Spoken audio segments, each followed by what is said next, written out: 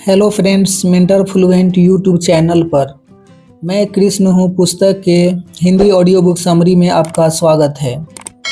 Volume 2 episode 3 मेरी शिक्षा।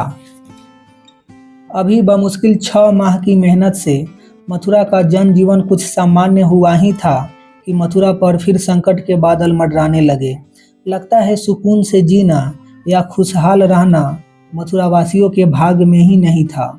वैसे तो यह सर्वविदित सत्य है कि भाग्य का निर्माण मनुष्य के कर्म ही करते हैं, और साथ ही यह मैं अपने अनुभव से कह सकता हूँ कि मथुरावासियों से बड़े निकम्मे खोजना मुश्किल था। अर्थात सही मायने में देखा जाए तो भाग्य नाम की कोई वस्तु होती ही नहीं है। दरअसल तो मनुष्य के कर्म ही उसके जीवन के उतार चढ़ाव का फैसला करते हैं। आप कहेंगे कि ऐसी तो क्या समस्या आ गई कि मारे चिंता के सीधे चिंतन पर उतर आए। तो ऐसा है भाई कि मैं तो अपने सीधे कुछ युवाओं को लेकर बाजार गया हुआ था। सोचा था बाजार की रौनक कैसे वापस प्राप्त की जाए उस बाबत कुछ चर्चा कर लूँगा, लेकिन अभी बाजार पहुँचा ही था कि एक गुप्तचर दौड़ा आया। वह मुझे कोने में ले जाकर वह खबर दी कि मेरे हाथ पांव ही ठंडे पड़ गए। बात यह कि गुप्तचरों को कहीं से खबर मिली थी कि जरासंध फिर मथुरा पर हमला करने निकल पड़ा है। यही नहीं, अब कि उसने प्रण लिया है कि वह कृष्ण को खत्म किए बगैर मथुरा नहीं छोड़ेगा। गुप्तचरों ने यह भी सूचना दी कि अब कि वह अपने साथ छोटी लेकिन मजबूत सेना लेकर आ रहा है, और तो और अब कि वह साथ में 3 माह चले इतना भोजन पानी भी लेकर निकला है। खबर वाकई खतरनाक थी। यानी अब कि वह खेल पूरा किए बगैर यहाँ से हिलने वाला नहीं। कुल मिलाकर वह पुराने अनुभवों से बहुत कुछ जल्दी ही सीख गया था होगा।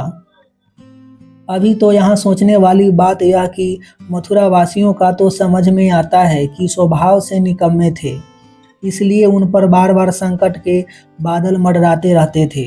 परंतु मैं तो कर्मवीर हूँ, फिर बार बार मेरी जान पे क्यों बन आती है?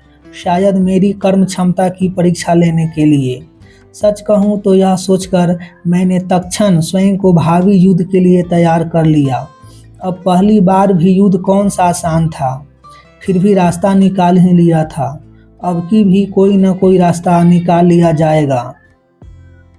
लेकिन यह तो मेरी सोच व मेरी प्रतिक्रिया हुई। उधर नाना जी के तो यह खबर सुनते ही तोते उड़ गए।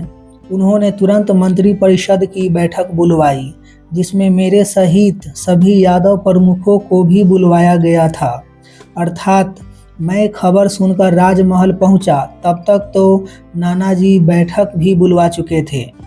और आश्चर्य तो यह कि अभी मैं और नाना जी आपस में कुछ चर्चा कर पाएं, लोग बाग आना भी शुरू हो गए। देखते ही देखते सभा कक्ष खचाखच भर गया था। कहने की जरूरत नहीं कि इस खबर ने उपस्थित सभी महानुभावों को हिलाकर रख दिया था, या यूं कहूं कि सबको चिंता की एक गहरी खाई में धकेल दिया था। अब मनोदशा चाहे जो हो, संकट गहरा था। वह संकट पर चर्चा करने ही सब एकत्रित हुए थे। बस चर्चा प्रारंभ हो गई, और काफ़ी चर्चा विचारना के बाद एक बात जो प्रमुख रूप से उभरकर सामने आई वह यह थी कि मथुरा अब एक और युद्ध करने की स्थिति में कतई नहीं है। अब नहीं है तो सही, अब नहीं है तो न सही। मैं तो पूरे समय खामोश ही रहा। क्या कहता, इस पूरी समस्या का केंद्र बिंदु तो मैं ही था। नाना जी ने 1-2 बार पूछा भी, पर मैंने अपनी खामोशी नहीं तोड़ी। क्या करता और क्या कहता, कोई उपाय हो तो कहूँ, कोई रणनीति हो तो सुझाऊँ। जब मथुरा युद्ध करने की स्थिति में ही नहीं है तो फिर वैसे भी कहने को बच क्या जाता है। लेकिन उधर तारनहार की खामोशी दरबार से बर्दाश्त नहीं हुई। उल्टा उसने वातावरण में कुछ ज़्यादा ही घबराहट फैला दी। तो मुझे कौन सी कम घबराहट थी, पर इसका अर्थ यह थोड़े ही कि कोई बेतुकी बात ही कर जाऊं। बस मुंह नहीं खोला तो नहीं ही खोला। अंत में बिना किसी निष्कर्ष पर पहुँचे सभा समाप्त हो गई। अजब हालत थी। गंभीर समस्या मुंह फाड़े खड़ी थी, परंतु किया कुछ नहीं जा सकता था, क्योंकि मथुरा के पास न सेना थी, न हथियार, और न ही प्रजा में अब वो जान बची थी कि वे किसी भी युद्ध का मुकाबला कर सके। सच तो यह था कि मेरे समेत पूरी मथुरा युद्ध लड़ने से पूर्व ही हार चुकी थी। मैं, जिसने जीवन में कभी पराजय का मुंह नहीं देखा था, इस बार बचने के कोई चिन्ह दिखाई नहीं दे रहे थे। उधर हम सबके विपरीत यदि पूरी मथुरा में कोई उत्साह से भरा नजर आ रहा था तो वो भैया थे, लेकिन उनका यह उत्साह स्वयं के बल का था। इसमें समझदारी का सर्वथा अभाव था। यथार्थ यही था कि जरासंध को पूरी मथुरा ध्वस्त करने में 2-4 दिन भी नहीं लगेंगे। अब यथार्थ चाहे जो हो, पर स्वीकारा जा सके ऐसा कतई नहीं था। मैं दिन रात इसी चिंता में डूबा रहने लगा। हालांकि दिन रात के चिंतन से भी होना क्या था। जब तक प्रकृति कोई पक्का उपाय न सुझाए, कुछ कदम उठाना भी बेकार था। निश्चित ही यह मेरे अब तक के जीवन का सबसे बड़ा संकट था, जिसका लड़कर या मरकर भी कोई इलाज नजर नहीं आ रहा था। यानी जीने के शौकीन कन्हैया की मौत अटल हो चुकी थी। यदि इसमें कुछ बात थी तो वह सिर्फ समय की थी। अब मैं समय की बात समय पर छोड़ तो सकता था, लेकिन अपने स्वभाव से बंधा मैं हथियार कतई नहीं डाल सकता था। सो बचने के उपाय पर मेरा चिंतन अब भी जारी था। 100 बातों की एक बात यह कि मरने से पहले मरना मुझे रास नहीं आ रहा था। चलो, मेरे इरादे अपनी जगह थे, लेकिन क्या बताऊं, कुदरत का इतने मात्र से मन नहीं भरा। समस्या जो पहले ही अपनी उस जटिलतम सीमा पर खड़ी थी, जहां से उसके और जटिल होने की कोई संभावना नहीं थी, अपने बद इरादों के चलते कुदरत ने उसे और भी जटिल करके बता दिया। ऐसा लग रहा था मानो सदैव विजयी रहने की तमन्ना से जी रहे इस कृष्ण के जीवन पर पूर्ण विराम लगाना उसने तय कर लिया हो। तभी तो एक ऐसी खबर आई कि जिसने न सिर्फ मेरी मौत के फरमान पर मुहर लगा दी, बल्कि मेरे वर्तमान अस्तित्व को भी हिलाकर रख दिया। बात यह हुई कि उस दिन रात्रि भोजन के बाद मैं और भैया बाहर बरामदे में बैठे हुए थे। निश्चित ही बात करने को जरासंध के अलावा दूसरा कोई विषय नहीं था। तभी अचानक सातयिकी घर आया। इतनी रात को कभी कोई मुझसे मिलने घर आया नहीं था। आपको बता दूं कि वही एक यादव प्रमुख था जिससे मेरी मित्रता हो पाई थी, अन्यथा बाकी यादव प्रमुखों को तो मैं एक आंख नहीं सुहाता था। चलो यह तो ठीक, पर वह आते ही मुझे कोने में ले गया। वह फिर बाहर टहलने चलने का निवेदन किया। मैंने गौर से देखा, वह काफ़ी व्यग्र व चिंतित नजर आ रहा था।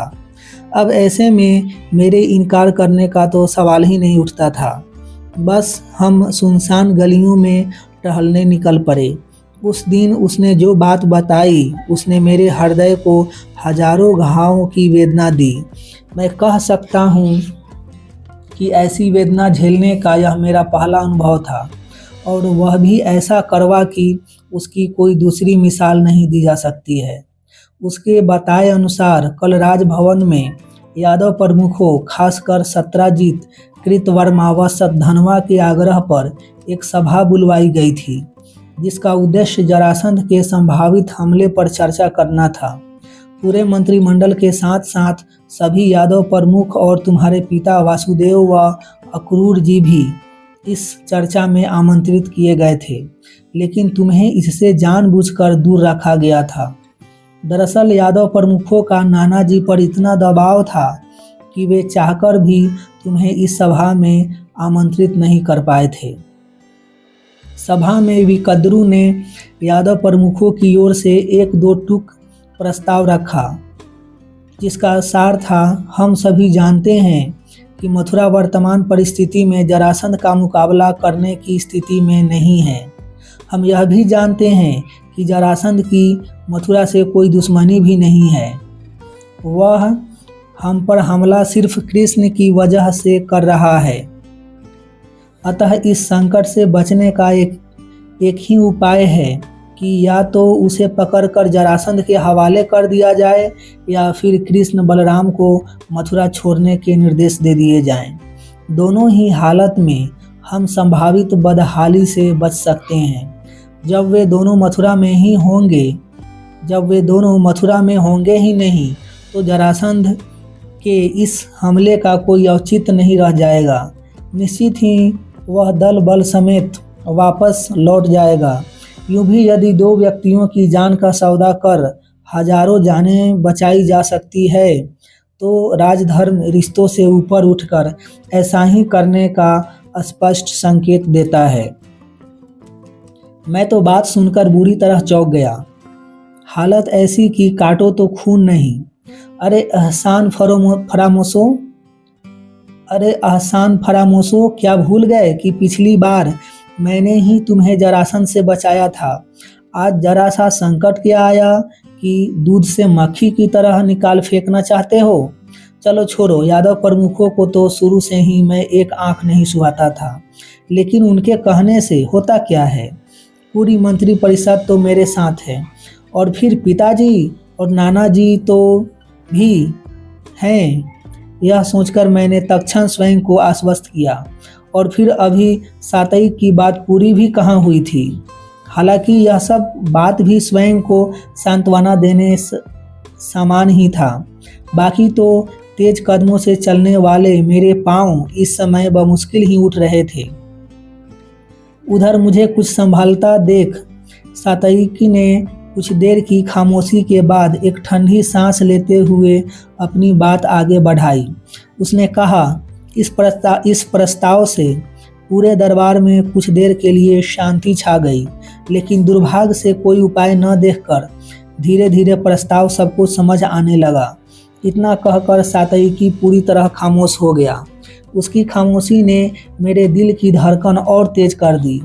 यह तो जरासंध के साथ साथ मथुरा भी मेरी दुश्मन हुई जा रही थी। मैं तो चलना छोड़ यह सुन जहाँ खड़ा था वहीं खड़ा हो गया।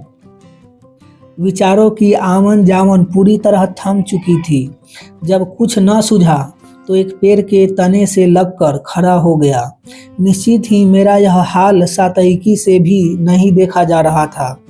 खैर, अब उस बेचारे के पास उपाय ही क्या था। जब इतनी बात बताई ही थी तो उसे पूरी बात भी बतानी ही थी। अतः कुछ देर चुप रहने के बाद मेरे कंधे पर हाथ रखते हुए बड़े दुखी स्वर में वह स्वतः ही बोल पड़ा, आश्चर्य की बात यह है कि सबसे पहले तुम्हारे पिता वासुदेव ने ही इस प्रस्ताव का समर्थन किया। फिर तो धीरे धीरे अक्रूर जी समेत पूरा मंत्रिमंडल इस प्रस्ताव के पक्ष में हो गया। सिर्फ राजा उग्रसेन इस बात से सहमत नहीं थे। वे पूरी तरह डटे हुए थे। यही नहीं, तुम्हारे पिताजी के व्यवहार से उन्हें बड़ा आघात भी पहुंचा था। और तारीफ करनी होगी उनकी कि अकेले पड़ने के बावजूद उन्होंने सबसे निवेदन भी किया कि हमें एहसान फरामोश नहीं होना चाहिए। यह कृष्ण ही था जिसने अपनी वीरता से कंस का वध कर मथुरा को उसके आतंक से छुटकारा दिलवाया था। वह कृष्ण ही था जिसकी रणनीति के कारण जरासंध ने अपने पिछले हमले में मुंह की खाई थी। वह बलराम की वीरता ही थी जो जरासंध जैसे वीर पर भारी पड़ी थी। उधर दिक्कत यह कि दरबार में घबराहट ऐसी फैली हुई थी कि नाना जी की बात सही होते हुए भी किसी को प्रभावित नहीं कर पा रही थी। कोई टस से मस होने को तैयार ही नहीं था। अंत में कोई उपाय न देखकर नाना जी ने एक बात तो स्पष्ट शब्दों में कह दी कि मैं मरते मर जाऊंगा, पर उन दोनों को जरासंध के हवाले कभी नहीं करूंगा। अंत में बेचारे ने करीब करीब रोते हुए सबको समझाने के अंतिम प्रयास रूप यह भी कहा कि जरा सोचो, जिन्होंने हर संकट में मथुरा का इतना साथ दिया हो, क्या संकट के समय उनको अकेला छोड़ देना न्यायोचित होगा? और फिर यह हम सभी जानते हैं कि जरासंध का प्रभाव आर्यावर्त के अधिकांश राज्यों पर है। अतः जरासंध के समर्थक राजा जरासंध को खुश करने के लिए चारों ओर कृष्ण बलराम को खोजेंगे, वह मिलते ही मार डालेंगे। इससे तो बेहतर होगा कि हम सब मिलकर जरासंध का सामना करें। इससे कम से कम हम लोग साथ जी और साथ मर तो सकेंगे। लेकिन दुर्भाग्य से पूरे दरबार में जरासंध का आतंक ऐसा छाया हुआ था कि किसी ने भी नाना जी की बात नहीं सुनी। उल्टा सबका कहना था कि मौत कृष्ण और बलराम के सर पर मंडरा रही है, हम व्यर्थ क्यों उनके साथ मरने लगे। अंत में सबके दबाव में नाना जी को भी प्रस्ताव स्वीकारना ही पड़ा। यही नहीं, तुम लोगों को मथुरा छोड़ने के निर्देश देने का कटु कार्य भी नाना जी को ही सौंपा गया। हाँ, तुम लोगों तक खबर कब और कैसे पहुंचानी, इसके पूरे अधिकार नाना जी ने स्वयं के ही पास रखे हुए हैं। अब यह उनके विवेक पर निर्भर करता है कि वे तुम्हें मथुरा छोड़ने का निर्देश कब और कैसे देते हैं। मैंने तुम्हें पूर्व सूचना इसलिए दी है ताकि कहाँ जाना, कैसे जाना, इन सब बातों पर उचित विचार करने हेतु तुम्हें कुछ समय मिल जाए। इतना कहकर सातयिकी तो चुप हो गया, पर इधर मैं जिस पेड़ से सटा खड़ा था वहीं बैठ गया। बेचारा सातयिकी भी कहते कहते ही काफ़ी ढीला पड़ गया था। वह भी मेरे सामने ही आलती पालती मारकर जमीन पर बैठ गया। वाकई सातयिकी के एक एक शब्द ने मुझे हजारों घाव दिए थे। ऐसा लग रहा था मानो मेरे दिल के हजारों टुकड़े हो चुके हों और हर टुकड़ा लाखों आंसू बहा रहा हो।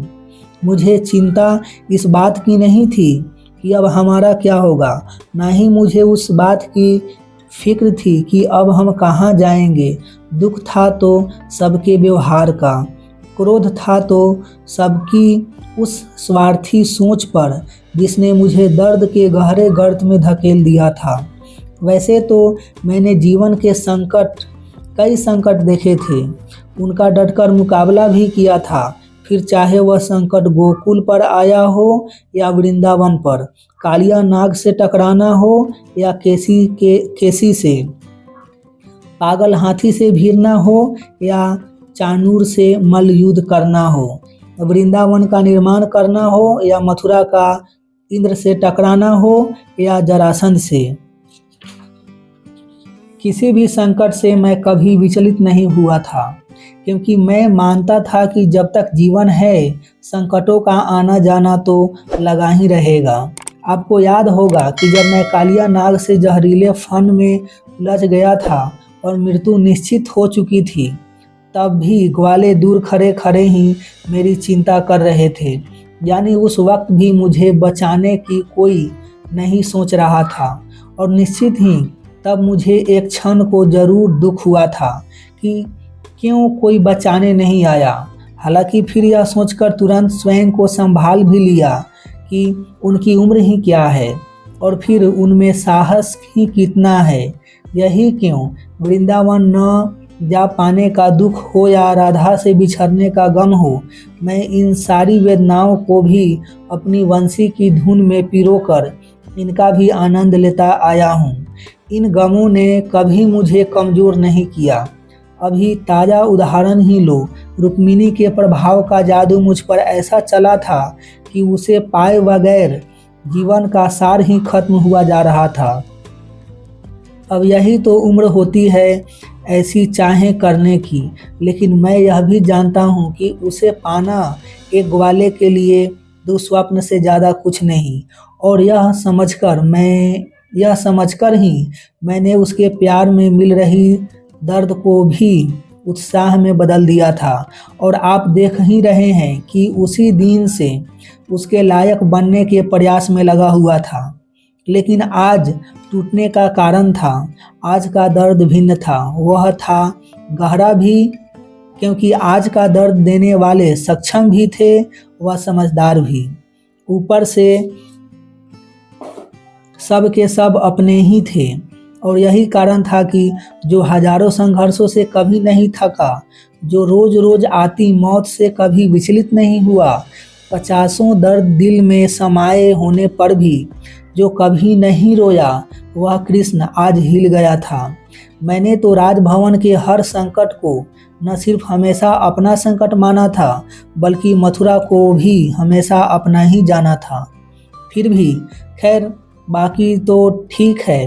पिताजी आप भी, क्या इसी दिन के लिए आपने मुझे कंस से बचाया था ताकि जवानी में जरासंध को भेंट चढ़ा सकें? चलो माना दर्द गहरा था, लेकिन यह दर्द कोई जीवन का अंत तो नहीं था। माना मौत सर पे खड़ी है, लेकिन मरने से पहले तो नहीं मरा जा सकता है ना। अब तक आप इतना तो समझ ही गए होंगे कि दुख, दर्द, चिंता, भय इत्यादि मेरे स्वभाव को मेल नहीं खाते थे। लाख कोशिश के बावजूद कुछ क्षण से ज़्यादा वे टिक नहीं पाते थे। तत्क्षण इससे बाहर आने हेतु मेरे चैतन्य ने दूसरी दिशा पकड़ी। उन्होंने जो किया वह उनकी समस्या है, वह उनका स्वभाव है। ऐसे में उनकी गलती का दर्द मैं क्यों भोगूं? इससे तो बेहतर है आगे खड़ी समस्या का चिंतन करूं, और फिर भी कोई उपाय न सूझे तो कम से कम जितने दिन बचे हैं उतने मस्ती से गुजारने पर ध्यान दूं। बस इस विचार के साथ ही मैं उठ खड़ा हुआ। वह हाथ पकड़ के उदास सातयिकी को भी उठाया और फिर लौट चले हम घर की ओर। मुझे घर छोड़कर सातयिकी तो लौट गया, उधर बेफिक्र भैया भी सोने जा ही चुके थे। बच गया था मैं, जो पूरी तरह से काम पर लग गया था। सोने तो गया था, पर नींद आने का तो सवाल ही नहीं उठता था। किसी को कोसकर अपना दिमाग और ख़राब करना भी नहीं चाहता था। सोच को सकारात्मक दिशा में लगा दिया, और सकारात्मक सोच यही थी कि मथुरा से निकाले जाने पर जाए कहाँ। चाहे जहाँ जाने की सोचे, पर अब वृंदावन तो जा नहीं सकते थे। माना मथुरा से 10 कोस की दूरी पर है, माना बेचारे पलके बिछाए मेरा इंतजार कर रहे हैं, परंतु व्यर्थ मेरे कारण भोले वृंदावन वासियों पर संकट थोपा नहीं जा सकता था। निश्चित ही वहां शरण लेने पर जरासंध मेरी टोह लेते हुए सदल बल वृंदावन पहुंच ही जाएगा, यह तो समझे। पर अब वृंदावन नहीं तो और कहाँ, और कोई जगह तो देखी ही नहीं है। दूसरी किसी जगह जाने के लिए हमारे पास पर्याप्त धन भी नहीं है। यह सब सोचते सोचते अचानक हंसी आ गई। दिल के किसी कोने से आवाज़ आई कि न जगहों का ज्ञान है, न पास में धन है, और न ही जरासंध से टकराने के साधन ही हैं। जब कुछ है ही नहीं तो व्यर्थ चिंता क्यों कर रहा है पगले? बात तो सही ही है। यदि कोई संकट का समाधान नजर आए तो डटकर उसका मुकाबला किया जा सकता है, परंतु जिस समस्या का कोई समाधान ही न हो, तब तो समझदारी इसी में है कि उसे प्रकृति के न्याय पर छोड़कर तत्काल चिंता मुक्त हो दिया जाए। हालांकि जीवन में पहली बार कोई ऐसी समस्या का सामना कर रहा था जिसका कोई उपाय मुझे नहीं सूझ रहा था, लेकिन क्योंकि चिंता मेरा स्वभाव नहीं था, इसलिए मैं समस्या प्रकृति को सौंपकर तुरंत चिंता मुक्त हो गया, और चिंता मुक्त होते ही आंख भी लग गई। उधर सुबह उठकर मुंह वगैरह धोकर मैं कक्ष से बाहर निकला ही था कि भैया को बाहर बरामदे में बैठे बड़ी बेचैनी से मेरा इंतजार करते पाया। मुझे देखने ही उन्होंने आवाज़ देकर बुलाया। मैं भी चुपचाप उनकी बगल की बैठक में बैठ बाहर की चहल कदमी निहारने लगा। भैया ने अपने ही अंदाज में मुझे ऊपर से नीचे तक टटोलते हुए पूछा, सातयिकी कल क्यों आया था? मैंने भी अपने ही अंदाज में बात घुमाते हुए कह दिया, ऐसे ही उसका घर पर मन नहीं लग रहा था तो टहलने चला आया था। बस बात आई गई हो गई। मैंने ना तो भैया को चिंता देना उचित समझा और ना ही उनका दिल दुखाना। खासकर पिताजी वाली बात तो मैं उन्हें आजीवन नहीं बता सकता था। हो सकता है वे यह जानकर जीवन भर पिताजी व यादव प्रमुखों से नाराज रहें, और यह मैं तो कतई नहीं चाहता था। जहाँ तक मेरा सवाल है, मुझे किसी से कोई नाराज़गी नहीं थी, क्योंकि अब मेरा चैतन्य फिर अपनी सामान्य स्थिति में लौट आया था। मैं तो हर घटना से सीखने में विश्वास रखता था, और इस घटना से जो भी सीखने जैसा था सीख ही लिया था। जब मनुष्य की अपनी जान पर बन आती है, तब उसकी अपनी जान बचाने के अलावा किसी से कोई रिश्ता नहीं रह जाता। ऐसे में मैं भला उन लोगों से व्यर्थ नाराज क्यों रहूं? उल्टा मेरा मन तो पिताजी व यादव प्रमुखों को धन्यवाद दे रहा था, जिनके कारण आज मुझे इतनी महत्वपूर्ण शिक्षा नसीब हुई थी। खैर भैया तो नहा धोकर अपने अखाड़े चले गए। नहा धो तो मैं भी लिया था, पर क्या करूं व कहाँ जाऊं समझ नहीं आ रहा था। मन दरबार की बात पर सोचना नहीं चाहता था, वह उसके अलावा सोचने को कुछ था भी नहीं। समस्या जटिल थी, वह समाधान था नहीं। मौत सर पे खड़ी थी, वह उपाय सूझ नहीं रहा था। पास में समय ही समय था, पर मन कहीं नहीं लग रहा था। ऐसे में वंशी का ही सहारा था। एक वही थी जो इन हालातों में मेरा साथ निभा सकती थी। विचार उत्तम था, परंतु उसके अम्ल हेतु भी शाम तक का इंतजार करना पड़े, ऐसा था।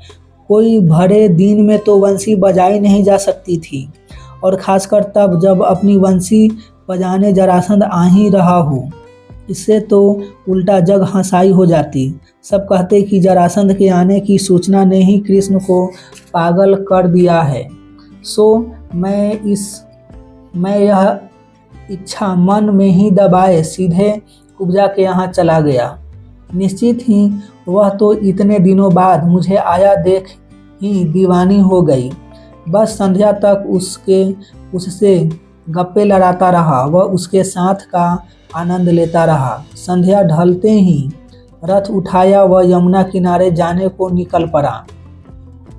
वहां पहुंचते ही दूर किनारे जाकर रथ रोका। वह उसकी पिछली बैठक में बैठे ही वंशी की तान छेड़ दी। अब मेरी वंशी की विशेषता तो आप जानते ही हैं। उसकी धुन मेरे जीवन के उन हसीन पलों को खोल देती थी, जिन्हें पढ़कर मैं कैसे भी झंझटों से तत्क्षण मुक्त हो जाता था। साथ ही उसकी धुन मेरे जहन में छिपे उन सुनहरे सपनों को भी उजागर कर देती थी, जिनमें खोकर मेरा वर्तमान दर्द छू हो जाया करता था।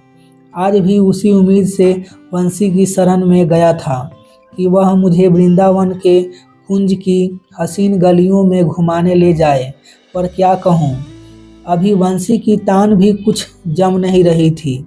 कोई बात नहीं, यमुना का बहता पानी यूं ही मेरी जान थी। सो रथ से उतरकर यमुना किनारे टहलना चालू कर दिया। वैसे भी मन आज यमुना के बहते पानी के साथ एकांत चाह ही रहा था। बस किनारे चलते चलते मैं बहुत दूर निकल गया, आवाजाही से दूर, बहुत दूर, जहाँ कोई देखने वाला न हो, कोई सुनने वाला न हो। आखिर एक सुनसान जगह पर पेड़ के नीचे शरण ली। वह कुछ देर आंखें बंद कर वहीं बैठा रहा, मन को शांत किया। जब मन पूरी तरह शांत हो गया तो जाकर यमुना के पानी में पांव पसार दिए। इससे पूरी तरह तरोताजा हो गया। अब पता नहीं इस समय मैं स्वयं को वंशी की धुन में खो जाने हेतु तैयार कर रहा था या फिर व्यग्रतावश स्वयं से ही खेल रहा था। चाहे जो हो, एक बार फिर सामने बहती यमुना को निहारते हुए वंशी की तान छेड़ दी। इस समय मैं वाकई बड़ी मनमोहक मुद्रा में बैठा था। टेका पैर से अवश्य लिया हुआ था, पर पांव दोनों पूरी तरह पसार दिए थे, और वंशी तो होठों से लगी ही हुई थी। बस जल्द ही उसकी धुन में खोता चला गया। अब की बंसी ने मुझे धोखा नहीं दिया, अब की उसकी धुन क्या छिड़ी, वह मुझे वृंदावन ले ही गई। माँ तो मुझे देखते ही पगला गई, कमाल औरत थी वह, इतना बड़ा हो गया था फिर भी अपने ही हाथों से खाना खिलाना चाहती थी। कितने ही मटके माखन लेकर बैठी हुई थी मुझे खिलाने। इधर मैं भी माँ के प्यार में ऐसा बहा कि सब चट कर गया। इतने में गोपियाँ आ धमकी और ले गई मुझे हेर के जंगल में। वहाँ रास तो रचाया कि मैं पूरी तरह से झूम उठा। ऐसा तो दीवाना हुआ कि एक एक कर सब थक गई, लेकिन मैं रुकने का नाम ही नहीं ले रहा था। दूसरी ओर ग्वालों की तो दीवानगी ही अलग थी। वे सुबह उठते ही मुझे पकड़कर सीधा गोवर्धन ले गए। तुरंत खेलना कूदना शुरू हो गए। आज तो वे हर खेल में मुझसे ऐसे हार रहे थे मानो खेलना ही भूल गए हों। और राधा की तो पूछो ही मत, पहले दिन से आज तक वह बिल्कुल नहीं बदली थी। कुछ प्यार कुछ झगड़ा, प्यार करते करते झगड़ पड़ती थी, वह झगड़ते झगड़ते ही प्यार करने लग जाती थी। कभी तारीफ करते करते शिकायत पर उतर आती, तो कभी शिकायत करते करते प्यार कर बैठती। कभी गोपियों के साथ रास रचाने पर आंख निकालती, तो कभी ग्वालों के साथ खेलने क्यों गया कहकर डांट देती। मेरी क्या कहूँ, मैं तो राधा का अजब दीवाना था ही। मुझे तो उसका प्यार व झगड़ा दोनों बराबरी पर पसंद था। वाह मेरी बंसी, क्या सुकून पहुँचाया था। इतना जी भर के जी लिया था वृंदावन में कि अब जरासंध आकर मार भी डाले तो कोई रंज नहीं बचा था। बस अभी इस विचार के साथ बंसी की धुन रुकी ही थी कि अचानक मैं फिर बेचैन हो उठा। ऐसा लगा जैसे कुछ न कुछ बाकी रह गया। अनायास ही मन ने उदासी पकड़ ली। याद आया सबसे मिला पर अपनी जान से तो मिलना ही रह गया। नहीं समझे रुक्मिणी, लेकिन इसमें बंसी का क्या दोष? भला उससे वृंदावन में कैसे मिला जा सकता था? हालांकि रात काफ़ी हो चुकी थी, लेकिन यह पागल दीवाना रुक्मिणी से मिले बगैर कैसे जा सकता था? यमुना सामने ही बह रही थी। बस मुंह वगैरह धोकर फिर पेड़ के नीचे डट गया। फिर छेड़ दी बंसी की तान। उधर बंसी भी आज मेरी हर खुशी पूरी करने की उतावली जान पड़ रही थी। शायद उसे भी समय की कमी का एहसास हो चला था। चाहे जो हो, अभी तो बंसी ने तत्क्षण रुक्मिणी से मिलने की व्यवस्था भी जमा दी थी। वह आ बसी मेरे चैतन्य में। आज बोलने की बारी मेरी थी। उसे काफ़ी कुछ समझाना और बताना था। हालांकि मैं भी अजीब था। कुछ समझाते समझाते उससे क्षमा भी मांग बैठा। क्षमा इस बात के लिए कि उसके योग बन पाता, उससे पहले ही यह भयानक संकट आ गया। अब जब रहने को ठौर ही न बचा, तो राज्य का क्या खाक बना पाऊंगा? उधर नादान रुक्मिणी तो यह सुनते ही रो पड़ी। मुझसे उसका रोना नहीं देखा गया। विचलित हुए मैंने लगे हाथ उसे सांत्वना भी दे डाली। रो मत पगली, मुझ पर भरोसा कर। मेरा तो जन्म ही कारागृह में हुआ है। पहले दिन ही मौत को मात देकर कारा से भागाया गया था। फिर तो जीवन भर न सिर्फ संकटों में रहा हूँ, बल्कि मौत के साए में ही पला भी हूँ। अब तो संकटों पर विजय प्राप्त करने की व मौत को मात देने की एक आदत सी पड़ गई है। इस संकट से भी उभर ही जाऊंगा। किसी भी दिन मौत को मात देकर तेरे सामने प्रकट हो जाऊंगा। चिंता मत कर मेरी पगली। संकट टलते ही कड़ी मेहनत कर तेरे योग बनूंगा। मेरा विश्वास कर, आज नहीं तो कल तुझसे विवाह जरूर रचाऊंगा। यह सुनते ही वह हंस दी। उसने वाकई बड़ी राहत महसूस की। इस कदर प्रसन्न व हंसती रुक्मिणी को देख यह ग्वाला कितना तृप्त हुआ, क्या बताऊं। इसी खेल में मध्य रात्रि भी बीतने दो।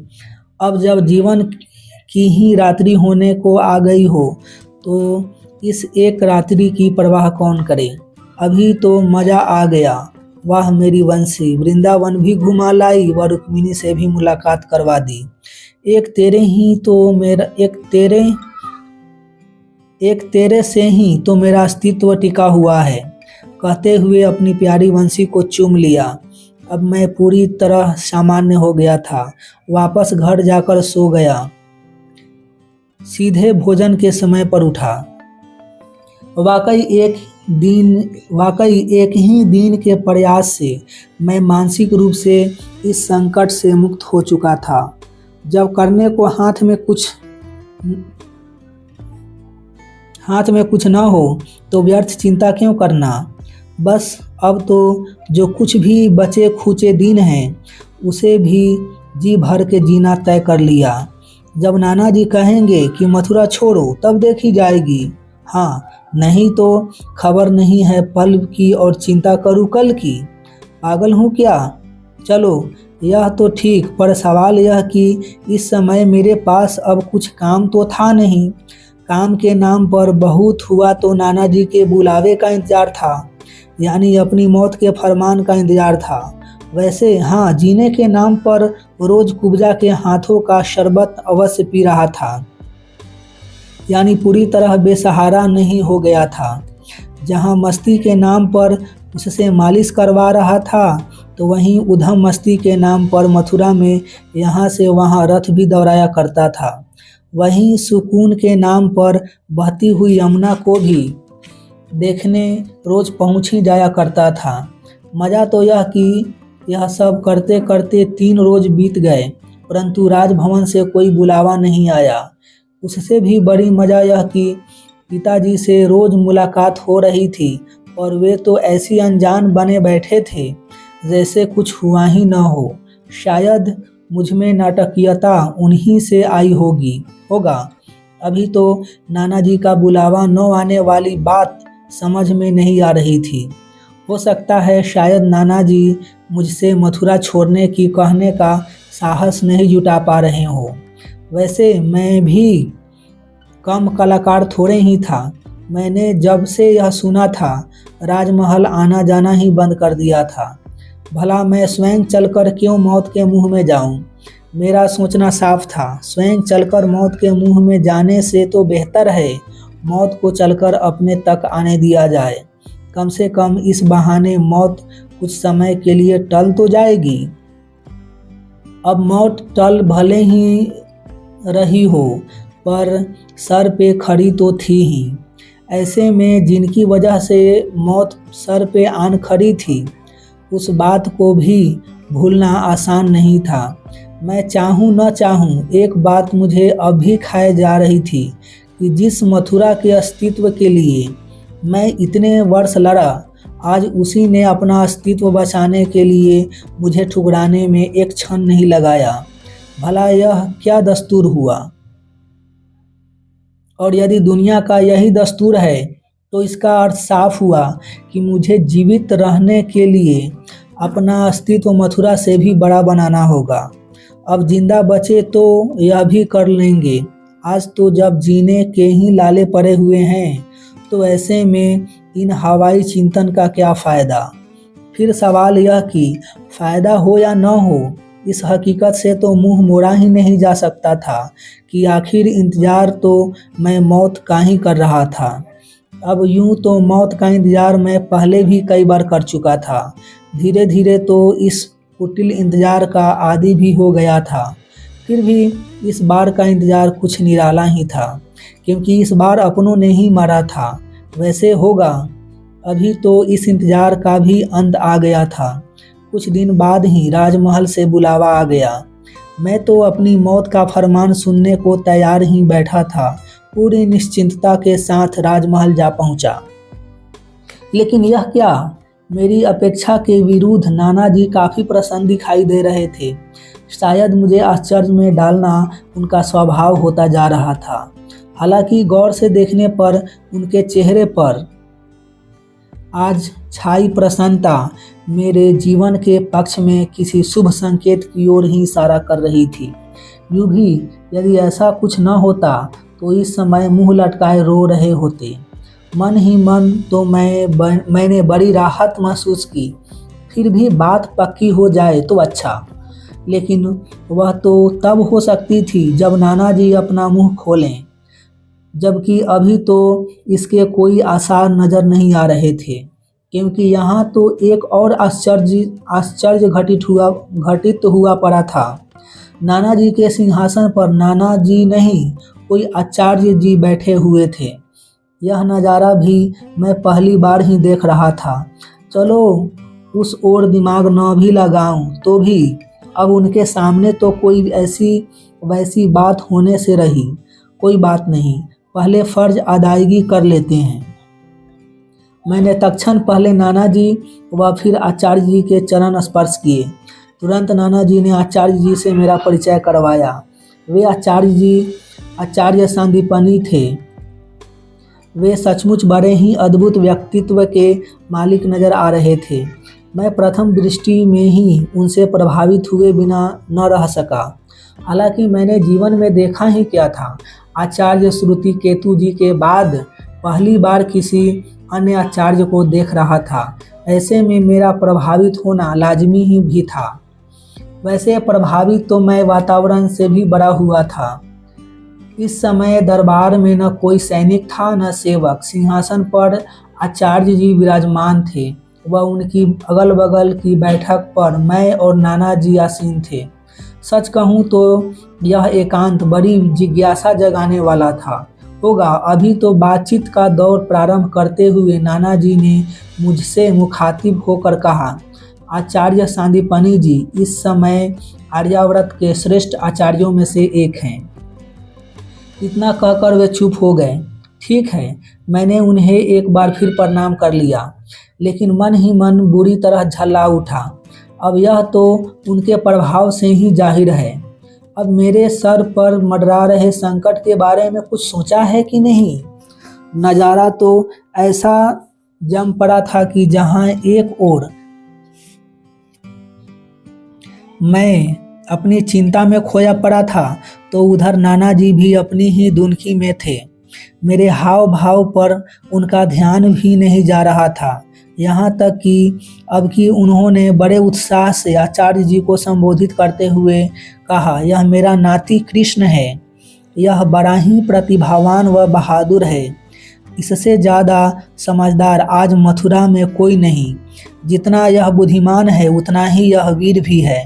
इसी ने कंस का वध किया था और इसी की चालबाज रणनीति ने मथुरा को जरासंध से भी बचाया था। अब की तो मैं और भी बुरी तरह झल्ला उठा। अब इस समय मेरी बहादुरी व समझदारी की चर्चा करने का क्या तुक? इतना ही बहादुर हूँ तो मथुरा से भगाया क्यों जा रहा हूँ? अभी मैं इस तरह सोचना शुरू ही हुआ था कि नाना जी ने एक और आश्चर्य मेरे अस्तित्व पर चिपका दिया। मेरे परम आश्चर्य के बीच नाना जी ने आचार्य जी से विनती करते हुए कहा, आचार्य जी, मैं यह तो जानता हूँ कि इसकी उम्र अब शिक्षा ग्रहण करने लायक नहीं बची है, परंतु इस बच्चे के साथ कुछ परिस्थितियाँ ही ऐसी घटी कि यह शिक्षा से वंचित रह गया। अतः आपका बड़ा उपकार होगा यदि आप इस गुणवान को शिक्षित करना स्वीकारें। मैं तो चौंक गया। मेरा चौंकना लाजमी ही था। वैसे मैं क्या, आप भी चौंक गए होंगे। कहाँ तो यह सोचकर आया था कि नाना जी मुझे मथुरा छोड़ने का निवेदन करेंगे, और कहाँ नाना जी मुझे सांदीपनि जैसे श्रेष्ठ आचार्य के यहाँ शिक्षित करने का चक्कर चला रहे हैं। हालांकि मैंने शुरू से देखा है कि नाना जी के बारे में कुछ भी पहले से सोचकर रखना स्वयं को गलत साबित करना ही होता था। तो गलत साबित हो गए, पर अभी तो आप कल्पना नहीं कर सकते कि शिक्षा की बात सुन यह जाहिल गवाल कितना खुश हुआ होगा। हालांकि जल्द ही फिर उदास भी हो गया। जिंदा बचूंगा तो शिक्षित होऊंगा ना। अब नाना जी जमाने भर की बात किए जा रहे थे, पर मेरे सर पर जो मौत खड़ी थी उस बाबत तो कुछ कह नहीं रहे। अब तो मुझे रह रह कर नाना जी पर क्रोध भी आ रहा था। तभी एक दूसरी चिंता पकड़ ली। उम्र का तकाजा है, कहीं ऐसा तो नहीं कि नाना जी जरासंध वाली बात ही भूल गए हों।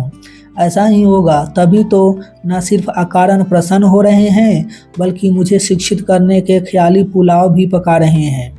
निश्चित ही भूल गए होंगे कि मुझे मथुरा से निष्कासित करना है। लगता है मेरे प्यार ने उन्हें पागल कर दिया है। जान पड़ता है मुझ पर आए संकट ने उन्हें मानसिक रूप से विकृत कर दिया है और सबूत के तौर पर अपनी जगह आचार्य जी को सिंहासन पर बैठाए ही हुए हैं। लो, एक तरफ जहां मेरे मन में यह सब चल ही रहा था, तो वहीं दूसरी तरफ आचार्य जी ने मुझे गंभीरतापूर्वक टटोलना भी प्रारंभ कर दिया। उन्होंने बड़े ध्यान से मुझे ऊपर से नीचे तक देखा, यानी उन्होंने नाना जी की बात को पूरी गंभीरता से लिया था। जीवन में पहली बार कोई मेरी परीक्षा ले रहा था। अब इतने बड़े आचार्य से शिक्षित होने की इच्छा किसे नहीं होगी। खासकर मुझ ग्वाले के लिए तो यह रुक्मिणी का सपना सच होने जैसा था।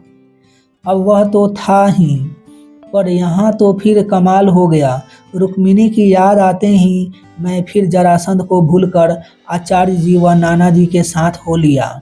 सर पर मंडरा रही मौत को भूल शिक्षित होने के सपनों में खो गया। सोचा, उस पागलपन में क्या बुराई है जिसमें हाल फिलहाल कुछ खुशी मिल रही हो। बस सब कुछ भूला मैंने भी शिक्षित होने की उत्सुकता का नाटक चालू कर दिया। सबसे महत्वपूर्ण बात तो यह कि कहाँ मौत का साया छाया हुआ था और कहाँ जीवन को आगे बढ़ाने की बात चल रही थी। निश्चित ही ऐसे में सकारात्मक बातों का ही साथ देना बेहतर होता है। कम से कम इससे हसीन सपने देखने का मौका तो मिलता है। चलो, यह तो मेरी बात हुई, पर उधर आचार्य जी ने मुझसे ऐसा तो क्या देखा मुझ में ऐसा तो क्या देखा कि वे गहरे चिंतन में खो गए। इधर मैं उनकी इस मुद्रा को अनदेखा कर आशा भरी निगाहों से टकटकी लगाए उनकी सम्मति का ऐसे इंतजार कर रहा था मानो सचमुच शिक्षित होने वाला हूँ। वैसे कुछ सोच विचार के बाद ही आचार्य जी मुझे शिक्षित करने के लिए राजी हो गए। मैंने भी खुशी के इजहार का नाटक करते हुए तत्क्षण उनके चरण छू लिए और उनसे आशीर्वाद लिए। उधर आचार्य जी के राजी होते ही नाना जी भी इस उम्र में खुशी से उछल पड़े। यह तो ठीक, पर खुशी की अधिकता के चलते नाना जी के मुंह से निकल गया, चलो आपके आश्रम में मेरा कन्हैया सुरक्षित तो रहेगा। यह सुनते ही आचार्य जी ने आश्चर्य से पूछा, मतलब? चौंक तो मैं भी बुरी तरह से गया था। उधर नाना जी को भी लगा कि उनसे कोई चूक हो गई है, लेकिन अब क्या, आचार्य जी को तो घुमाया नहीं जा सकता था। अतः उन्होंने जरासंध की पूरी बात बताते हुए कहा, कन्हैया प्रतिभावान है, इसमें कोई दो राय नहीं। मैं इसे शिक्षित देखना चाहता हूँ, यह भी सत्य है, परंतु मेरी प्रथम प्राथमिकता इसे जरासंध रूपी मौत के चंगुल से बचाना है, जो किसी भी समय इसे मारने मथुरा आ पहुँचने वाला है। अब आप तो जानते ही हैं कि आश्रम पर राजकीय हमले वर्जित हैं। ऐसे में यह शिक्षित भी हो जाएगा व सुरक्षित भी रहेगा। इतना कहकर नाना जी ने बड़ी आशा भरी निगाहों से आचार्य जी को ओर देखा। उधर आचार्य जी ने पहले नाना जी को फिर मुझे देखा। मैं तो आश्चर्य मिश्रित खुशी से भर गया था। यह तो वाकई कमाल हो गया था। मानना होगा कि नाना जी बड़ी दूर की कौड़ी सोचकर आए थे और इधर मैं पागल उन्हें क्या क्या समझ रहा था। मुझे अपने प्यारे नाना जी पर बहुत प्यार आया, साथ ही स्वयं पर थोड़ा क्रोध भी आया कि कैसा कैसा सोचता है नाना जी के बारे में। अब तो मैं वास्तव में आचार्य जी की ओर बड़ी आशा भरी निगाहों से देख रहा था। निश्चित ही आज मेरे जीवन मरण का फैसला उनके हाथ में था। उधर कुछ देर सोचने के बाद ही उन्होंने बड़े प्यार से मुझे अपने पास बुलाया और मानो आशीर्वाद दे रहे हो। इस तरह सर पर हाथ फेरते हुए बोले, जिसने कंस जैसे पापी का वध किया हो, ऐसे होनहार को शिक्षित करना मैं अपना फर्ज समझता हूँ। लो, यह तो बात पक्की भी हो गई, यानी पासा ही पलट गया। बस बच तो गया ही गया, लगे हाथों शिक्षित होने का मौका भी हाथ लग गया। स्वाभाविक तौर पर माहौल एकदम खुशनुमा हो गया था। कुछ देर यहाँ वहाँ की बात भी चलती रही कि तभी मुझे याद आया, मेरा तो ठीक, पर भैया का क्या? जरासंध रूपी मौत तो हम दोनों के सर पर बराबरी पर मंडरा रही है। मैं उन्हें छोड़कर तो जा नहीं सकता। तो क्या बात फिर वहीं की वहीं आ गई? नहीं नहीं, यदि आचार्य जी भैया को शिक्षित करने की राजी हो जाएं तो बात बन सकती है। पर बात बने कैसे? आचार्य जी का व्यक्तित्व इतना प्रभावशाली था कि कुछ कहने की हिम्मत नहीं जुटा पा रहा था। फिर भी कहना तो था ही। सो अंत में मैंने हिम्मत कर आचार्य जी से निवेदन करते हुए पूछ ही लिया, यदि आप मेरे भाई बलराम को भी मेरे साथ शिक्षित करना स्वीकारें तो आपका बड़ा उपकार होगा, क्योंकि पैदा होने से आज तक मैं एक दिन भी भैया से अलग नहीं रहा हूँ। वैसे भैया भी बड़े ही गुणी व बलवान हैं।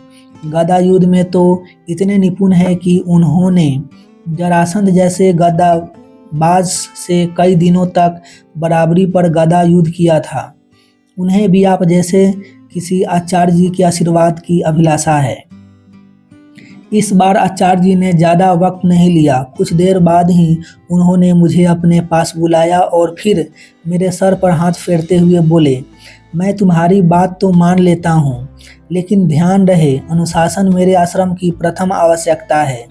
क्योंकि अब तक तुम लोग जीवन में स्वच्छंदता से विचरते आए हो, सो कहीं ऐसा न हो कि वहाँ के कठोर अनुशासन के कारण तुम्हें मेरा आश्रम कारागृह लगे। मैंने मुस्कुराते हुए कहा, आचार्य जी आप इस बात का फिक्र मत करें, मेरा तो जन्म ही कारागृह में हुआ है। यह सुनते ही आचार्य जी मुस्कुरा दिए। कहने की ज़रूरत नहीं कि वे मेरी हाजिर जवाबी से बड़े प्रभावित हुए, वह तो होने ही थे। और आगे उन्होंने बड़ी गंभीरतापूर्वक मुझसे कहा कि मेरे आश्रम में अधिकांश विद्यार्थी राज परिवार से हैं तथा वे काफ़ी वर्षों से शिक्षा ग्रहण कर रहे हैं। अतः तुम दोनों को उनके साथ बराबरी पर आने के लिए न सिर्फ कड़ी मेहनत करनी होगी, बल्कि ग्वाले होने के तुच्छ भाव से भी उबरना होगा। बात तो उन्होंने बड़े पत्ते की कही थी, पर मुझे भी अपने पर विश्वास था ही। बस मैंने भी बड़े आत्मविश्वास से कहा, आपके आशीर्वाद से हम आपको निराश नहीं करेंगे। और फिर इतना कहते कहते दोनों के चरण छूकर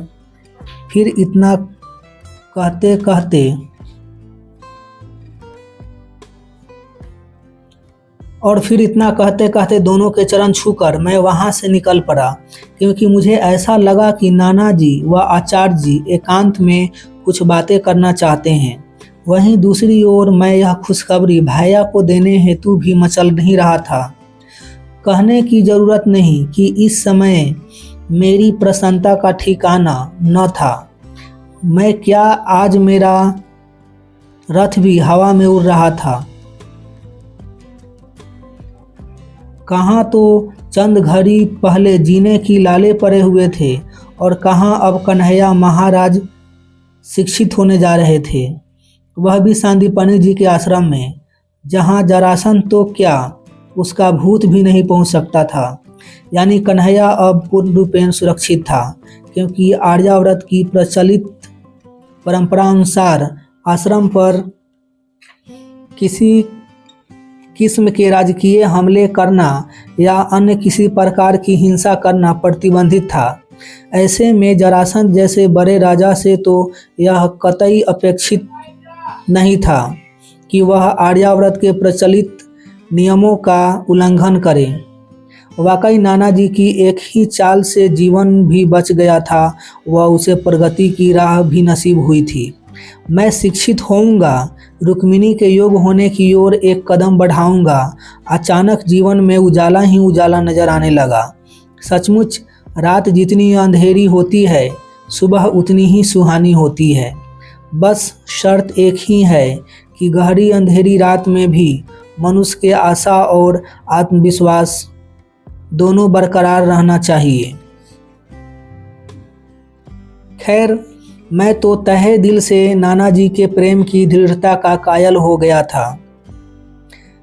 मैं तो तहे दिल से नाना जी के प्रेम की दृढ़ता का कायल हो गया था। इसी को तो कहते हैं प्रेम। प्रेम कोई कोरी भावना या श्रेष्ठ शब्दों का नाम नहीं है। प्रेम तो प्रेम पूर्ण परिणाम का नाम है। नाना जी जानते थे कि हमें मथुरा तो छोड़नी ही पड़ेगी, परंतु उन्हें चिंता सता रही थी कि आखिर हम जाएंगे कहाँ। वे जानते थे कि जरासंध का पूरे आर्यावर्त में जोर है। ऐसे में हम कहीं भी जाएं, परिस्थिति मथुरा से भिन्न रहनी नहीं है। वाकई जब प्यार तहे दिल से हो तो रास्ते खोज ही लेता है। और देखो, उनके प्रेम ने आचार्य सांदीपनि के रूप में हमारे रहने हेतु एक सुरक्षित जगह खोज ही ली थी। यह तो ठीक, पर आज जीवन में पहली बार दिल कुदरत को धन्यवाद देने को चाह रहा था, क्योंकि नाना जी मुझे बचाने की उलझनों में फंसे हुए ही थे कि आचार्य सांदीपनि जी का मथुरा में पदार्पण हुआ था, और निश्चित ही बचने का मार्ग तो इस संयोग से ही निकला था। चलो यह बात छोड़ो। उधर जब मैंने भैया को यह खबर दी तो उन्हें कोई विशेष प्रसन्नता नहीं हुई। एक तो उन्हें शिक्षा में ऐसी ही कोई विशेष रुचि नहीं थी। ऐसे में उनका सोचना था कि व्यर्थ अनुशासन के नाम पर गुलामी क्यों सहनी। यूं भी भैया राजमहल की मंशा से वाकिफ ही नहीं थे, वरना शायद उनका नज़रिया मुझसे मेल खा जाता। वे शायद समझ जाते कि मौत से तो अनुशासन अच्छा। सवाल यह कि वे समझे या न समझे, मुझे तो उन्हें समझाना ही रहा। सो तरह तरह के प्रलोभन देकर व मीठे मीठे सपने दिखाकर किसी तरह मैंने भैया को भी जाने के लिए राजी कर ही लिया। उसके साथ ही उद्धव को मैंने वापस वृंदावन भेज दिया और हम जाने की तैयारियों में जुट गए। अब तैयारी क्या करनी थी, बस उत्साह को राह दिखानी थी। उधर कुब्जा इस खबर से काफ़ी दुखी हो गई थी। वही पुराना रोना, यानी उसके दुख के मूल में भी बिछड़ने का गम ही था। मुझे तो समझ ही नहीं आता था कि प्रेम में बिछड़ा कैसे जा सकता है। मेरी राय में तो जिस प्रेम में बिछड़ा जा सके वह प्रेम नहीं बल्कि अहंकार की एक आवश्यकता मात्र है। खैर छोड़ो इन बातों को भी। अभी तो 2 दिन बाद ही हमें सांदीपनि जी के आश्रम उज्जैनी जाने के लिए निकलना था, और सच कहूँ तो मुझसे तो यह 2 दिन काटे नहीं कट रहे थे। फिर भी समय काटना तो था ही। सो मैं अपना अधिकांश समय नाना जी के साथ ही बिता रहा था। दूसरी तरफ भैया साथ ले जाने की साधन सामग्री जुटाने में भिड़े हुए थे। मौका देख मैंने भी अपनी एक लंबी चौड़ी सूची उनके हाथों में थमा दी। पता नहीं कितना समय वहाँ रुकना पड़ जाए। यह सब तो ठीक, पर कहते हैं ना कि गीदड़ की मौत आती है तो शहर की तरफ भागता है। बस यही बात हमारे साथ भी हुआ। उत्साहवश हम आचार्य जी को सामान की सूची बताने क्या गए कि बुरी तरह फंस गए। उनके एक आदेश ने सब किए कढ़ाई पर पानी फेर दिया। उन्होंने स्पष्ट आदेश दिया कि हम लोग अपने साथ सिर्फ 2 जोड़ी वस्त्र और 2 अन्य वस्तु ले जा सकते हैं। भैया तो यह सुनते ही सकते में आ गए। एक क्षण को चौंक तो मैं भी गया था, लेकिन मजबूरी थी। जीवन में पहली दफ़ा किसी की आज्ञा सुनने को बाध्य थे। वैसे तो आचार्य जी ने पहले से ही मानसिक रूप से तैयार कर ही लिया था कि आश्रम में रहना हो तो स्वच्छंदता छोड़ अनुशासन स्वीकारना होगा। सो मैंने यह सोच संतोष माना कि चलो अच्छा हुआ जो शिक्षा अभी से प्रारंभ हो गई। स्वाभाविक रूप से मुझे अपने वंशी व चक्र अपने साथ लेने थे, वह भैया को अपने गदा व हल लेने थे। होगा अभी तो हम चुपचाप वहाँ से खिसक लिए थे। यूं भी और काम पड़े थे यहाँ उदास होने के सिवाय। बस यह सब भुलाकर हम आगे के कार्यों में भिड़ गए। वैसे भी अब हमारे पास सिर्फ 2 दिन का वक्त था और इन 2 दिनों में करने को कुछ था नहीं। अन्य किसी बात के लिए समय भी नहीं बचा था। जाने की तैयारी तो करनी ही नहीं थी। साथ ही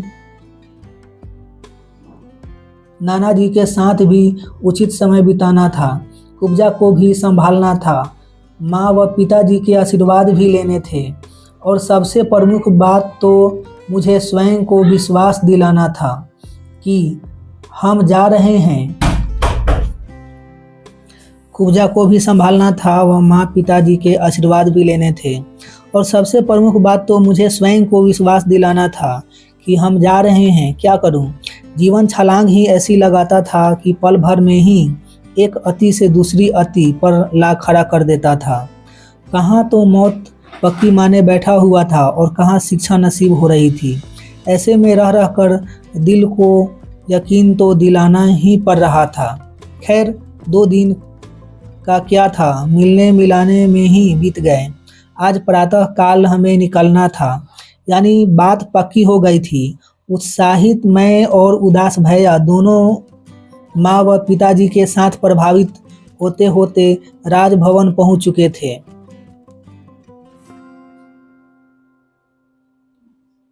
हमारे परम आश्चर्य के बीच बड़ी तादाद में मथुरावासी भी हमें विदा करने हेतु वहां पहले से डटे हुए थे। मैं भावुक हो उठा। यह तो फिर एक अति से दूसरी अति की छलांग हो गई। कहाँ तो मुझे निष्कासित किया जाने वाला था और कहाँ यह भावपूर्ण विदाई नसीब हो रही थी, और वह भी कैसी कि राजमहल के प्रमुख द्वार के बाहर ही हम सब लोग खड़े हुए थे। सामने ही 8-10 रथ भी खड़े हुए थे। 100 के करीब लोग हमें विदा करने पहुँचे थे। हमने कुब्जा व उनमें कुब्जा व सातयिकी तो थे ही, साथ में भैया के कई अखाड़े के मित्र भी थे। अभी हम सबसे बतिया ही रहे थे कि नाना जी व आचार्य जी प्रमुख द्वार से पधारे। उनके आते ही सरगर्मी बढ़ गई। निश्चित ही आचार्य जी के आशीर्वाद लेने सभी टूट पड़े। उधर यह सब निपटाकर आचार्य जी ने कुछ अंतिम शब्द नाना जी से कहे व फटाफट से रथ पर बैठ गए। यह देखते ही हमने भी तुरंत में सबके आशीर्वाद लिए, सामान रथ पे चढ़ाया व चुपचाप रथ में जा बैठे। इस तरह हड़बड़ाने का भी यह मेरा पहला अनुभव था। सोचने वाली बात यह कि अभी यहाँ यह माहौल है तो आश्रम में क्या होगा। मेरा तो ठीक, पर पहले ही बेमन से जा रहे भैया का क्या होगा। इधर मैं यह सब सोचते रह गया और उधर हमारे बैठते ही रथ चल दिए और इस तरह हमारी आश्रम की यात्रा प्रारंभ हो गई। इसके साथ ही जीवन ने एक जोरदार करवट ली। वृंदावन के अनपढ़ ग्वाले राजकुमारों के साथ शिक्षा ग्रहण करने निकल पड़े, और यह भी आर्यावर्त के श्रेष्ठ आचार्यों में से एक के यहाँ। खैर कुल जमा 4 रथों का हमारा काफिला था। एक में आचार्य जी विराजमान थे और दूसरे में मैं और भैया बैठे हुए थे, और आगे पीछे 2 सेवकों के रथ चल रहे थे जिनमें यात्रा संबंधी कुछ आवश्यक सामग्री थी। यानी हम भले ही ग्वाले हों पर नाना जी हमें भेज राजकुमारों सी शान से रहे थे। इस समय हमारा यह खूबसूरत कारवां मथुरा की गलियों से गुजर रहा था। दुख की बात यह थी कि चूंकि हम प्रभात होते ही निकल पड़े थे, इसलिए मथुरा की गलियों में कोई विशेष चहल पहल या हलचल नहीं थी। यानी कृष्ण की ऐसी शान मथुरावासियों की नज़रों से नहीं चढ़ पा रही थी। कोई बात नहीं, यात्रा तो शानदार था। जीवन ने प्रगति तो की थी। उधर प्रगति की क्या सोची, कन्हैया महाराज चिंतन में ही खो गए। निश्चित ही यह सब एकदम अचानक हुआ, ऐसा नहीं था। मथुरा आने के बाद से ही जीवन प्रगति की राह पर चल पड़ा था। इतने बड़े शहर में न सिर्फ मेरा अपना व्यवसाय था, बल्कि मेरी अपनी पूछपरछ व मेरा अपना रुतबा भी था।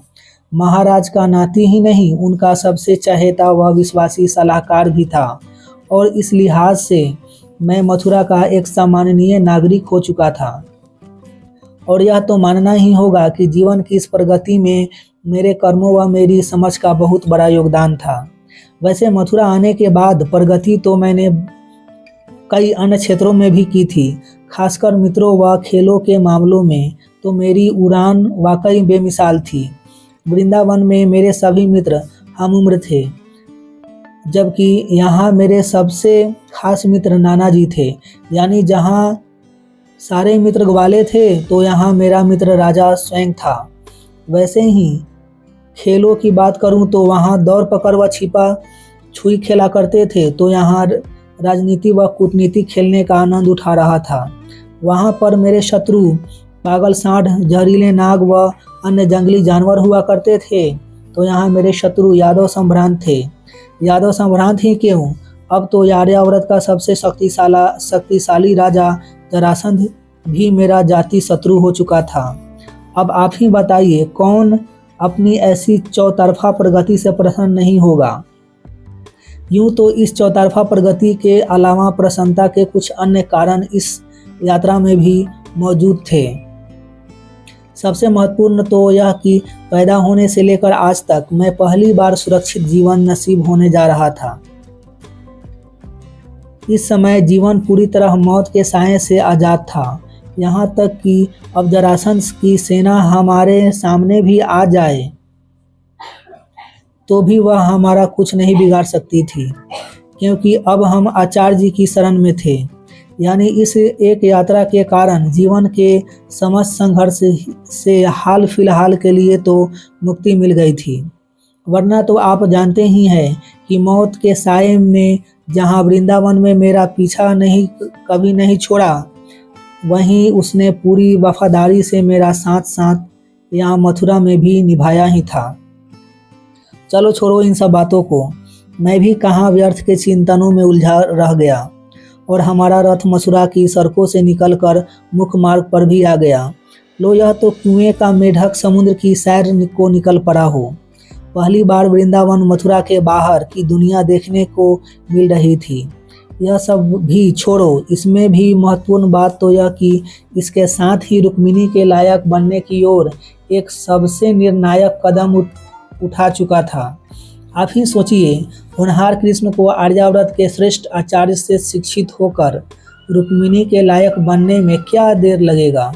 अब आपसे क्या छिपाना, यदि जीवन साथ दे व मौका मिले तो आज भी मेरी परम खुशी रुक्मिणी के आसपास ही घूम रही थी। वैसे उम्र का तकाजा भी यही था। कृष्ण लौट आओ कृष्ण, फिर खो गए विचारों में। अरे इतनी अनूठी यात्रा पर निकले हो, कुछ बाहर के नज़ारों का आनंद भी लो। बस यह विचार आते ही मैं बाहर की सुंदरता में खो गया। कहीं चौड़ी सड़कें, कहीं संकरे मार्ग, कभी बस्ती, कभी जंगल, कहीं नदी, कहीं पहाड़। मैं तो ऐसा खो गया कि लगातार छोटे बच्चों की तरह आंखें फाड़ फाड़ कर बाहर के दृश्यों का आनंद लेने लगा। वैसे मेरी उम्र बच्चों वाली नहीं थी, 20 वर्ष का हो चुका था, लेकिन मनुष्य परिपक्व उम्र से नहीं अनुभव से होता है। अतः यात्रा के लिहाज से तो मैं 4 वर्ष का ही था और उसी के मुताबिक आनंद लूट रहा था। खैर, 2 दिन की यात्रा में ही हमारा एक नित्य कर्म जम गया था। वहीं दोपहर के भोजन के बाद कुछ देर विश्राम करना और संध्या होते ही किसी सुरक्षित जगह पर पड़ाव डाल देना, बाकी समय यात्रा में गुजारना। यहाँ तक तो सब ठीक था, पर तीसरे दिन आचार्य जी ने हमारी युवराजों सी शान का नशा एक ही झटके में चकनाचूर कर दिया। वैसे तो यात्रा में हमारे साथ नाना जी के भेजे सेवकों की कोई कमी नहीं थी, परंतु बावजूद इसके अचानक आचार्य जी ने आज्ञा दे डाली कि हमें अपने कार्य स्वयं करने होंगे। यानी आश्रम में दाखिल होने से पूर्व ही हमारी शिक्षा प्रारंभ हो गई थी। माजरा यह कि अब हमें न सिर्फ अपने भोजन हेतु फल तोड़ने स्वयं जाना पड़ रहा था, बल्कि अपने वस्त्र भी स्वयं धोने पड़ रहे थे। और वस्त्र धोने का यह हमारा पहला अनुभव था। उधर स्वाभाविक रूप से भैया को यह सब बिल्कुल रास नहीं आ रहा था। ऐसे में भैया कोई गड़बड़ न कर बैठे, उस डर से आचार्य जी की आंख चुराकर भैया के वस्त्र भी मैं ही धो दिया करता था। कुछ गड़बड़ हुई व आचार्य जी नाराज हो उठे तो पता चला फिर जरासंध के आतंक तले जीने पर मजबूर हो जाए। ना बाबा ना, इसे तो दोगुना परिश्रम अच्छा। चलो यह तो निपट गया, इसमें कोई खास बात थी भी नहीं। खास बात तो यह थी कि मैं लगातार अनुभव कर रहा था कि आचार्य जी का आर्यावर्त में बड़ा सम्मान है। यह बार बार इस बात से जाहिर हो रहा था कि हम जिस नगरी से गुजरते वहाँ के राजा उनसे मिलने अवश्य आते, साथ ही ढेर सारे पकवान व व्यंजन भी पेश करते। हालांकि इसका एक दुखद पहलू भी था, और वह कि आचार्य जी हमें वह पकवान ग्रहण नहीं करने देते थे। बस मन मार कर हमें सादा भोजन ही खाना पड़ रहा था। आश्चर्य तो इस बात का था कि स्वयं आचार्य जी हमारे साथ सादा भोजन ग्रहण कर रहे थे। यहाँ तक भी ठीक, पर हद तो तब हो जाती जब हमारी आंखों के सामने आचार्य जी यह पकवान सेवक व सैनिकों में बांट देते थे। हम मुंह ताकते रह जाते और वे गपागप पकवान चटकर जाते। शायद श्रेष्ठ आचार्य इसी को कहते हैं, जिनके हर व्यवहार से सीखने को मिले। इस लिहाज से कहूँ तो आश्रम में तो पहुँचेंगे, लेकिन मेरी शिक्षा तो अभी से ही प्रारंभ हो चुकी थी। वहीं दूसरी तरफ परेशानी तो आएगी तब आएगी, पर इधर भैया अभी से परेशान होना शुरू हो गए थे। कहते हैं ना, पूत के लक्षण पालने में, यही इस समय हमारे साथ हो गया था। आश्रम में जाकर हम दोनों का भविष्य क्या होगा, यह यहीं से उजागर हो रहा था। इधर मैं जितना दिन ब दिन आचार्य जी से प्रभावित होता जा रहा था, ठीक उसी रफ्तार से दिन ब दिन भैया की आचार्य जी से नाराजगी बढ़ती जा रही थी, और निश्चित ही उनकी नाराजगी के मूल में हाथ लगे पकवान का मुंह तक न जा पाना प्रमुखता से था। एक दिन बात बात पे उन्होंने मुझसे कहा भी कि यह आचार्य तो मुझे उल्टी खोपड़ी के जान पड़ते हैं, अपने हिस्से के पकवान भी सेवकों को खिला देते हैं। अब उन्हें कौन समझाए कि पकवान सेवक नहीं मालिक खाया करते हैं। मैं भैया की बात सुनकर सिर्फ मुस्कुरा दिया था, यानी बस किसी तरह शांति बनी रहे, इसी प्रयास से लगा हुआ था। कहीं ऐसा ना हो आचार्य जी हमें आधे रास्ते से ही छुटा दें। हालांकि ऐसा नहीं था कि मैं भैया की व्यथा नहीं समझ रहा था। मैं जानता ही था कि भोजन उनकी सबसे बड़ी कमजोरी है, पर समय, संयोग व परिस्थिति भी कोई चीज़ होती है कि नहीं। अब वैसे तो भोजन उनकी ही क्यों, मेरी भी बराबरी पर कमजोरी थी। तो क्या मैं भी उपद्रव पर उपद्रव करता फिरूं? माना पकवान और व्यंजन हमारी सबसे बड़ी दुखती नस थे। माना भैया भोजन के ऐसे दीवाने थे कि पकवान खिलाकर उनसे कोई भी काम निकलवाया जा सकता था। इसका मतलब यह थोड़े ही कि एक भोजन के चक्कर में जरासंध के भोजन हो जाए। चलो छोड़ो, हम दोनों भाइयों का तो यह सब शायद जब तक आश्रम में रहेंगे चलता ही रहेगा। अभी तो मैं अपनी बात करूं तो मैं तो आचार्य जी के व्यवहार व उनके हाव भाव से भी सीखना चालू कर दिया था, और इस कारण मुझे तो हर दृष्टि से आचार्य जी का साथ काफ़ी पसंद आ रहा था। यहाँ तक कि अब तो अक्सर मैं आचार्य जी से आज्ञा लेकर उनके रथ में उनके साथ भी बैठ जाया करता था। मुझे तो ऐसा लगने लगा था कि उनकी उपस्थिति मात्र से मेरे भीतर कुछ परिवर्तन हो रहा है। सच कहूँ तो चंद दिनों के साथ में ही मैं आचार्य जी को पूरी तरह समर्पित हो चुका था। उधर आचार्य जी भी हर मुलाकात के बाद मुझसे प्रभावित हो ही रहे थे। अब तो वे न सिर्फ मुझसे बातचीत करने में रस दिखाने लगे थे, बल्कि मुझे कई बातें समझाने भी लगे थे। यानी आग दोनों तरफ लग चुकी थी। एक दिन ऐसे ही मैं उनके रथ पर ही विराजमान था। बाहर का दृश्य व मौसम दोनों सुहावने थे। दोपहर का समय था और हमारा रथ जंगलों से गुजर रहा था। अचानक मेरे मन में आश्रम की शिक्षा के प्रति जिज्ञासा जागी। उन्होंने तुरंत उसका निवारण करते हुए कहा, दरअसल आश्रम में आए राजकुमारों को दो तरह से तैयार किया जाता है। जहाँ एक तरफ राजकुमारों को उनका व्यवहार कैसा होना चाहिए, कैसे वह श्रेष्ठ राजा बन सकता है, श्रेष्ठ राजा के गुण क्या होते हैं, यह सब सिखाया जाता है। वहीं दूसरी तरफ मेरा यह मानना है कि भले ही राजपाट व वैभव भोगना यह एक राजा का अधिकार है, परंतु कायदे से राजा को प्रजा का सबसे बड़ा सेवक होना चाहिए। और सच कहूँ तो हकीकत में वह होता भी प्रजा का सेवक ही है। अतः उसे सब कुछ भोगते हुए भी हर हाल में तमाम मोह माया से दूर होना चाहिए। उसे जरूरत पड़ने पर शरीर से ही नहीं, मन से भी सादा व सरल जीवन गुजारना आना चाहिए। इसलिए आश्रम में अन्य शिक्षाओं के अलावा सबको कठिन व अनुशासित जीवन गुजारने हेतु भी तैयार किया जाता है। ठीक वैसे ही चूँकि एक राजा के लिए शस्त्र विद्या में स्वयं निपुण होना आवश्यक है, इसलिए राजकुमारों को शस्त्र चलाना भी सिखाया जाता है। अच्छा, तो हमें इसलिए सादा भोजन करवाया जा रहा है और शायद इसीलिए हमसे इतनी मेहनत भी करवाई जा रही है। लेकिन हम कहाँ युवराज हैं? हमारा तो बगैर मेहनत किए जीवन का गुजारा ही संभव नहीं है। वैसे ही यदि कोई प्रसंग बने तो ठीक, वरना तो हमें सादा भोजन ही खाना पड़ता है। फिर हम पर यह जुल्म क्यों? खैर, यह तो मजाक की बात थी। सच तो यह है कि आचार्य जी की यह बात सुनकर मुझे रुक्मिणी की कही बात याद आ गई। उसने भी राजा बनने के यही 3 गुणों को बताए थे। वह वीर हो, उसे प्रजा के प्रति हमदर्दी हो, वह मौका पड़ने पर कष्टपूर्ण जीवन बिता सकता हो, और उसने तो यह भी कहा था कि यह तीनों गुण मुझ में हैं ही।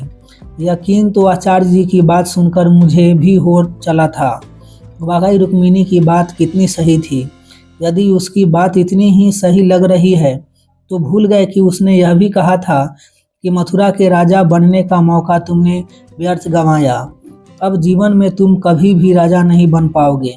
उसके कहने से क्या होता है? मुझ में राजा बनने के गुण हैं और राजा तो बनकर ही दिखाऊंगा। चलो तुम्हारे संकल्प की हम कद्र करते हैं। पर जरासंध जिंदा छोड़ेगा तब ना? अरे, उसका भी रास्ता निकाल लिया जाएगा। मैंने अपने बाबत कुदरत की ही नहीं चलने दी तो जरासंध व रुक्मिणी क्या चीज़ है? मैंने अपने बाबत कुदरत की नहीं चलने दी तो जरासंध व रुक्मिणी क्या चीज़ है? और फिर आचार्य जी के सानिध्य में बैठा हुआ हूँ, नकारात्मक सोचूं ही क्यों? अभी तो यह सोच ही रहा था कि आचार्य जी के मतानुसार मुझे एक अच्छे राजा बनने हेतु सिवाय शस्त्र विद्या के और क्या सीखना बाकी रह गया था। सादा और सरल जीवन तो मैं बचपन से जीता आया हूँ। वहीं एक श्रेष्ठ राजा के गुण तो मैं नाना जी से रोज रोज सीख ही रहा था। सो बस अब तो मौके की ही बात है। यानी इस समय मैं न सिर्फ आत्मविश्वास से भर गया था, बल्कि मैं आचार्य जी की बात का पूरा सार भी समझ गया था। उनके कहने का सीधा तात्पर्य यही था कि राजा बनने का अधिकार ही उसे है जिसके मन में अपनी प्रजा के प्रति प्रेम हो, जिसकी इच्छा उन पर शासन करने की नहीं, उनकी सेवा करने की हो, और जो अपने तमाम राजकीय वैभव को सिर्फ एक राजा का शारीरिक कर्म मानता हो, परंतु मन से हमेशा उसके बगैर जीने की कुव्वत रखता हो। यानी जो आवश्यकता पड़ने पर जमीन पर भी सो सके और ज़रूरत पर भूखा भी रह सके, वही श्रेष्ठ राजा है। अर्थात जो राजभवन में रहने के बावजूद राजभवन के तमाम वैभवों से अछूता रह सके, वही राजा बनने का असली अधिकारी है। जैसे राजा जनक। लो, मैं भी अजीब हूँ, यहाँ इन सब चिंतनों में खोया रह गया और उधर संध्या पड़ाव का समय भी आ गया। मज़ा यह कि आज जंगल घना होने व आसपास कोई सराय न होने की वजह से एक छोटे तालाब किनारे ही आज का यह पड़ाव डाला गया था। मौसम और दृश्य दोनों सुहावने थे, पर रात पत्थरों पर काटनी थी। कोई बात नहीं, फल वगैरह खाकर व कुछ देर यहाँ वहाँ की बातें कर हम सोने चले गए। मैं वहीं एक पत्थर की शिला पर पत्ते बिछा कर लेट गया। आचार्य जी व भैया ने भी ऐसा ही आसरा ले लिया। आचार्य जी तो पढ़ते ही सो गए थे। भैया को यह रात क्रोध में ही निकालनी थी, और बचा मैं तो भले ही मैं भैया पर ध्यान न दूं, पर नींद कहाँ से लाऊं? सो निश्चित ही विचारों में खो गया। विचार कहीं से भी शुरू करूं, पर आचार्य जी को शिला पर लेटा देख मेरे जहन में साफ हो गया कि क्यों पूरे आर्यावर्त में आचार्य सांदीपनि जी का इतना सम्मान है, क्यों उन्हें श्रेष्ठ आचार्य कहा जाता है। यह सोचते सोचते अचानक मेरा चिंतन मुझे झकझोर कर पूछने लगा कि आखिर मुझ ग्वाले को इतने श्रेष्ठ आचार्य से शिक्षित होने का मौका कैसे मिला। अब आप तो जानते ही हैं कि सिर्फ एक बार मेरे चिंतन को झकझोर दिया जाए फिर तो वह यूं ही विश्लेषण का शौकीन है। बस लग गया परिस्थिति का आकलन करने में और खोजने लगा इस महान घटना का कारण। क्या इसमें मामियों के क्रोध और जरासंध के भड़कने के सहयोग को नकारा जा सकता है। क्या उन्होंने मुझे शत्रु न माना होता तो इस जन्म में मुझे ऐसे श्रेष्ठ आचार्य से शिक्षित होने का मौका मिलता। तो क्या जीवन में जो हुआ अच्छा हुआ। यदि यह सच है तो जो हो रहा है वह भी अच्छा ही हो रहा है, और यदि उपरोक्त दोनों बातें सत्य है तो यह मनुष्य से क्यों चिंता करता है, क्यों दुखी रहता है, क्योंकि फिर तो जो होगा वह भी अच्छा ही होगा। निष्कर्ष सुनने में तो अच्छा लग रहा था, पर सत्य यह है कि अभी मेरा चिंतन इतना विकसित नहीं हुआ था कि मैं इन सत्यों की तरह तह तक जा सकूं। झूठ क्यों बोलूं, अभी मेरी प्रज्ञा इतनी विकसित नहीं हुई थी कि वह जीवन के वास्तविक रहस्य को समझ सके। लेकिन आज के इस चिंतन के निष्कर्ष से मेरे मन में मनुष्य जीवन और विशाल ब्रह्मांड के रहस्यों को जानने की जिज्ञासा अवश्य पैदा हो चुकी थी। परंतु क्योंकि आज का यह चिंतन अत्यंत गहरा व मेरी वर्तमान औकात के बाहर था, अतः मैं चिंतन को यहीं पूर्ण विराम देकर सोने की कोशिश में ही अपनी भलाई समझी। हालांकि नींद फिर भी मध्यरात्रि के बाद ही आई। कोई बात नहीं, सुबह नित्य कर्म निपटाकर वहीं सरोवर में डुबकी लगा दी। दूसरी ओर भैया व आचार्य जी सरोवर के किनारे बैठे बैठे ही नहा लिए और इसके साथ ही हमारी यह खूबसूरत यात्रा फिर प्रारंभ हो गई। खैर, कुल मिलाकर आर्यावर्त की खूबसूरती देखते देखते व आचार्य जी से शिक्षित होते होते हमारी यह लाजवाब यात्रा आगे बढ़ रही थी। क्या कुछ नहीं था आर्यावर्त में। एक से एक सुंदर नदियाँ, सरोवर, जंगल व पहाड़ों से पूरा आर्यावर्त भरा पड़ा था। मेरा आलम तो यह था कि जैसे ही रथ चलना शुरू होता है मैं बाहर के दृश्यों में खो जाता। आखिर 10 दिनों की लगातार यात्रा के बाद हम उज्जैनी पहुंच गए। प्रथम दृष्टि में उज्जैनी नगरी बड़ी ही भव्य प्रतीत हो रही थी। हालांकि यह मथुरा जितना विशाल नहीं थी, फिर भी उससे कई ज़्यादा सुनियोजित नजर आ रही थी। हमारे रथ जहाँ से निकलते आचार्य जी से आशीर्वाद लेने वाले का तांता लग जाता। अब एक तो नगर की भीड़भाड़, ऊपर से लोगों का व्यवधान। निश्चित ही ऐसे में यात्रा की गति अत्यंत धीमी पड़ गई थी और इसी दरमियान जब हमारा काफिला बाजार से गुजरा तो गति मानो थम ही गई। अच्छा ही था, कम से कम इसी बहाने अच्छे से बाजार देखने को तो मिल रहा था। आखिर बाजार भी गुजर गया व संध्या होने से कुछ पूर्व हमने आश्रम में दस्तक दे दी। सबसे बड़ी बात तो यह कि आश्रम शहर से दूर एकांत में था। छिप्रा नदी के किनारे बसा हुआ यह आश्रम बड़ा ही मनोरम था। आश्रम के पीछे पहाड़ियाँ ही पहाड़ियाँ थी, यानी आगे बहती नदी व पीछे पहाड़। सचमुच आचार्य सांदीपनि जी जैसों के आश्रम हेतु इससे उपयुक्त जगह और कोई नहीं हो सकती थी। वहीं यदि सिर्फ आश्रम की बात करूं तो यह विशाल भी था और व्यवस्थित भी। आश्रम में कुल 7 कक्ष नजर आ रहे थे। एक स्वयं आचार्य जी के रहने हेतु था, जबकि दूसरा भोजन कक्ष था और इसके अलावा अन्य पांचों कक्ष विद्यार्थियों के लिए थे। यानी सुख सुविधा की दृष्टि से भी आश्रम अच्छा ही जान पड़ रहा था। वहीं आश्रम में हरियाली भी अद्भुत थी। बड़े बड़े व विशाल पेड़ों से घिरा हुआ यह आश्रम ऐसा प्रतीत होता था मानो किसी घने जंगल के मध्य बनाया गया हो। सच कहूँ तो आश्रम देखते ही मुझे वृंदावन की याद ताज़ा हो गई। वृंदावन भी तो इतना ही रमणीय था। पर वृंदावन ही क्यों, क्या मैंने वहाँ जीवन गुजारा है इसलिए?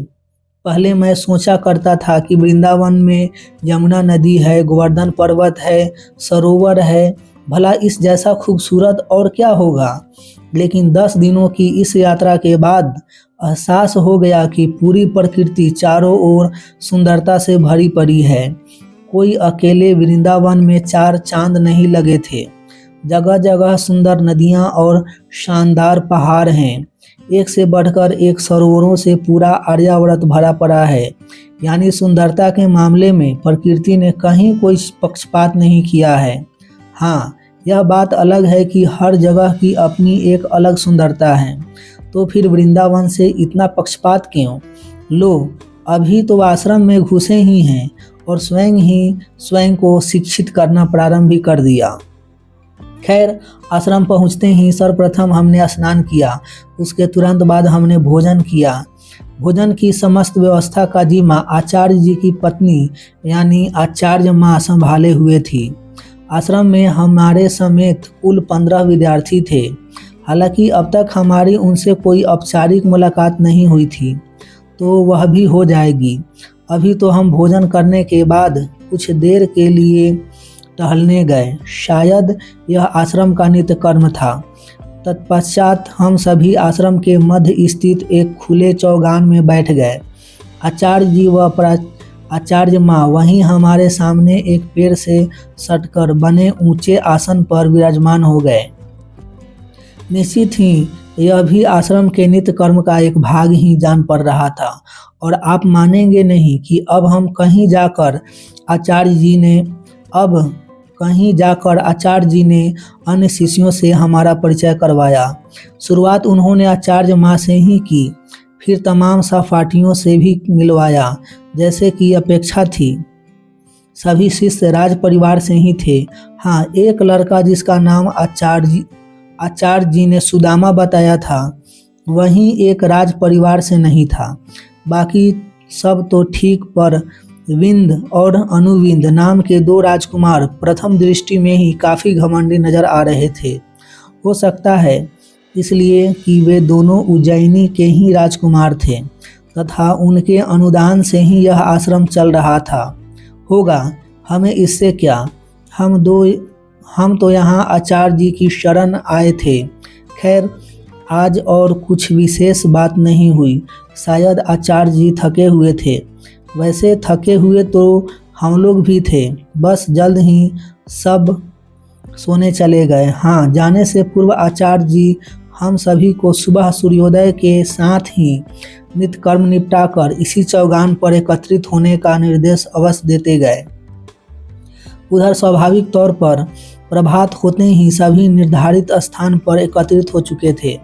रात को तो ठीक से कुछ समझ नहीं आया था, परंतु सुबह देखने पर वाकई यह एहसास हो गया था कि आश्रम के मध्य स्थित बना यह चौगान बड़ा ही खूबसूरत था। जहाँ उसके दाईं ओर कक्ष नजर आ रहे थे, तो बाईं ओर फैली हुई घनी हरियाली दृष्टिगोचर हो रही थी। हम जहाँ विराजमान थे उसके सामने दूर दूर तक हरियाली से आच्छादित पहाड़ ही पहाड़ दिखाई दे रहे थे। वह पीछे मुड़कर देखे तो कल कल करती क्षिप्रा नदी साफ नजर आ रही थी। सचमुच शिक्षित होने हेतु इससे खूबसूरत जगह हो ही नहीं सकती थी। होगा, अभी तो आचार्य जी व माँ हम लोगों के ठीक सामने पेड़ से सटकर बने पत्थर के एक आसन पर विराजमान थे। उधर आचार्य जी से इशारा पाते ही सुदामा जाकर उनके चरणों के पास खड़ा हो गया और उसने गुरु वंदना छेड़ दी। शायद यह भी यहाँ का नित्य कर्म ही था। होगा, अभी तो सुदामा का गायन सुन न जाने क्यों मुझे भी वंशी बजाने की इच्छा जागृत हुई। शायद मुझे अपनी प्रतिभा से सबको अवगत करवाने का अहंकार पकड़ लिया था। चाहे जो हो, मैंने तत्क्षण अपने स्थान से खड़े होकर आचार्य जी से सुदामा के गायन के साथ वंशी का संगत करने की इजाज़त मांगी। आचार्य जी ने प्रसन्नतापूर्वक इसकी इजाज़त दे दी। फिर तो सुदामा के गायन व मेरी बंसी का ऐसा मिलन हुआ कि पूरा आश्रम मंत्रमुग्ध हो गया। यह तो ठीक, पर अगले रोज से तो यह आश्रम का नया नित्यकर्म ही हो गया। होना ही था, कृष्ण आए तो परिवर्तन न लाए। खैर, आज तो इस शानदार गायन व वादन की समाप्ति पर आचार्य जी ने हम सभी को 5-5 की 3 टुकड़ियों में विभाजित होने को कहा। मैंने तत्क्षण सुदामा को अपने साथ लिया। उधर पता नहीं क्या सोचकर विंद अनुविंद स्वयं ही हमारी टुकड़ी में शामिल हो गए। अब हम पांचों को अन्य गतिविधियों के साथ साथ सोना भी एक ही कक्ष में था। मिलेंगे नेक्स्ट वीडियो में, तब तक अपना ढेर सारा ख्याल रखिए। लाइफ को एंजॉय कीजिए, मस्त रहिए। आपका कीमती समय देने के लिए आपको बहुत बहुत धन्यवाद।